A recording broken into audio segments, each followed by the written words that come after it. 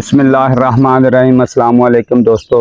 गल्लां ते बंदा सुनदा रहिंदा, गल्लां ते मुक्कदियां नहीं ते चस्के आउंदे ही रहिंदे बंदे ते वीडियो पूरी वेखियो, तुहानू मज़ा जरूर आएगा। दोस्तों कोई खोता सी खोता, वो फिरदा टुरदा शेर दी जूं विच चला गया। बाबा शेर दी जूं विच चला गया ते शेर किते गया सी। खोते नूं उत्थे तला चंगा लब्भा, बड़ा वधिया तला सी, घाह शाह बड़ा सोहना सी। खोते ने आया इत्थे ते मौज आ। शाम पै गई, उधरों शेर भी आ गया। शेर नूं चढ़िया गुस्सा, उन्हें है मेरी जूं दे विच इत्थे कौन आ गया वा। उन्हें अच्छा, उन्हें आवाज दी, हेलो कौन? अगो भाई खोता तप गया। खोता फिर दिमागो खोता ही हुंदा। उन्हें तू कौन है? तो शेर आंदा तेनू नहीं पता मैं कौन है?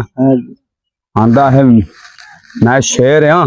शेर आंदा जे तू शेर है तो मैं बब्बर शेर हाँ। उन्हें मर गए भी, ये केड़ा बब्बर शेर आ गया। शेर ने फिर उन्होंने आख्या कोई निशानी सट। खोता अगो आंदा तू निशानी सट। है तो कम खराब हो गया। शेर ने हाँ चलो मैं निशानी सटदा। शेर ने मारी छोटी जी बड़क, उन्हें बा किया शेर ने। खोते ने अगो फिर अपनी हिकनी लाई, हाँ हाँ दो करा इंज किया। अच्छा शेर ने फिर जरा तगड़ी बड़क मारी। अगो फिर खोते ने थोड़ा जा लम्मा हिक दिता। हाँ हाँ कोई मिनट का हिक दिता बाबा। तीसरी बार शेर ने है अच्छा प्योदा। शेर ने पूरी गज के बड़क दी के उन्हें डर के नसेगा शेर तो। उन्हें अच्छा खोता फिर जो लगा, उन्हें को 15 मिनट लाया।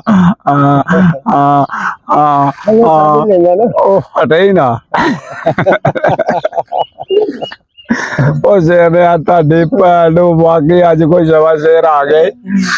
ते गल करना मकसद ये भी दोस्तों, जेडे शेर है ना वो गिद्दड़ होए ते खोते जेडे है ना वो शेर होए। हुण अगों तो तुहां समझदे जो साडे आ हालात हो गया। महंगाई ने ऐसी मत मार छड़ी है, कोई गल दी समझ नहीं आउंदी।